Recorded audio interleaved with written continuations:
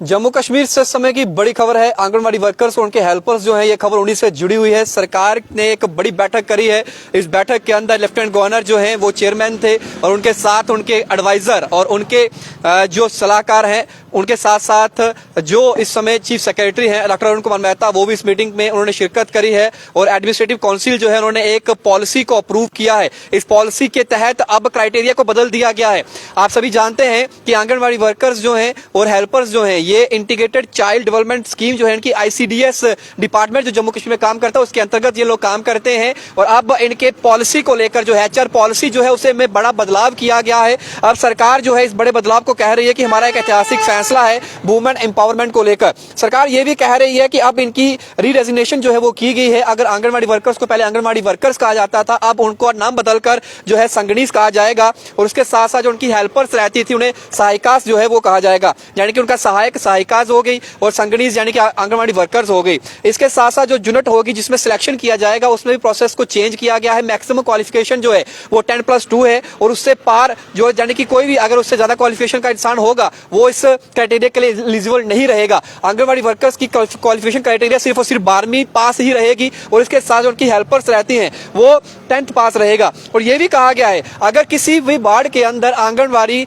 एक वर्कर के लिए अप्लाई कर रही है कोई फीमेल और उसकी क्राइटेरिया नहीं फुलफिल होता, यानी कि एक वार्ड मान लीजिए एक वार्ड नंबर 1 है और एक वार्ड नंबर 2 है। वार्ड नंबर 1 में जितनी भी महिलाएं हैं जिनकी क्वालिफिकेशन जो है ग्रेजुएट है वो तो एलिजिबल नहीं होंगी, लेकिन जिनकी 10+2 क्वालिफिकेशन है वो है ही नहीं, कोई सारे ग्रेजुएट हैं, तो यानी कि उसमें से कोई भी फॉर्म नहीं लगा पाएगा। उसकी जो 7 की यानी कि वार्ड नंबर जो 2 उसके 7 लगती वार्ड होगी उसमें से कोई अगर फीमेल 10+2 है तो वो एलिजिबल हो जाएगी, वो फॉर्म अप्लाई कर सकती है उस वार्ड के अंदर भी। तो ये एक बड़ा बदलाव किया गया है, ऐसे ही हेल्पर्स के लिए किया गया है। और ये कहा जा रहा है कि ये जो है प्योरली मेरिट बेसिस पे रहेगा और जितने भी मार्क्स उन्होंने लिए होंगे जो वेटेज रहेगी 10+2 के हिसाब से वो भी उसमें जो है वो दी जाएगी। और ये अप्रूवल जो है, ये अप्रूवल मिशन डायरेक्टर ICDS जो है उसमें उसके रिक्वायर के बाद कंसीडर किया गया है, क्योंकि उन्होंने भेजा था कि हमें इस तरीके की पॉलिसी चाहिए। तो उसी के साथ में ये भी कहा गया है कि जो न्यू HR पॉलिसी रहेगी उसकी भी एलिजिबिलिटी, उनकी ट्रेनिंग जो रहती है उसकी भी एलिजिबिलिटी, ट्रेनिंग किस तरीके से और कैपेसिटी बिल्डिंग को भी जो है मद्देनजर जो है वो काम किया जाएगा।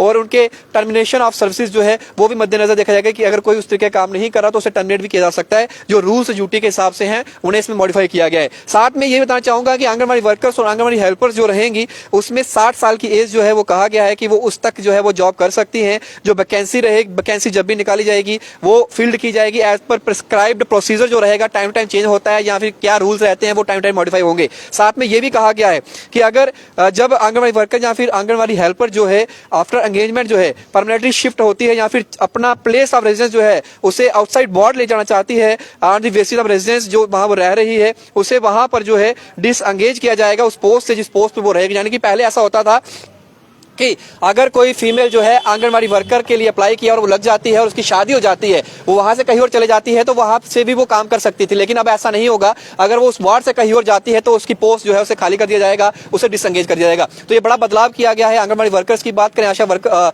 माफ करिए उनकी हेल्पर्स को लेकर, तो ये एक ऐतिहासिक फैसला लिया गया है। सरकार ये कह रही है, लेकिन आम फैसला आम जनता के हवाले है। ये फैसला किस तरीके से आप लेते हैं, क्या सही लिया है या गलत लिया है। पहले ऐसा होता था कि अगर कोई 10+2 है, अगर उससे ऊपर ही क्वालिफिकेशन है तो वो भी अप्लाई कर सकता है, लेकिन अब ऐसा नहीं होगा। सिर्फ और सिर्फ 10+2, अगर वहां ये भी क्वालिफिकेशन नहीं होती उस वार्ड के अंदर तो उसके साथ में जो उसकी नेबरिंग वार्ड होगी वहां से कोई अप्लाई कर सकता है। तो एक बड़ा बदलाव कह रही है सरकार किया है हमने। तो आपको क्या लगता है, ये फैसला सही है या गलत है? अपनी कमेंट बॉक्स में रखें। वीडियो जितना से उतना शेयर करें। बाकी बड़ी तमाम अपडेट्स के लिए आप बने रहे बाहु एक्सप्रेस पर। इधर के साथ शुभम लगे बाहु एक्सप्रेस के लिए। जय हिंद।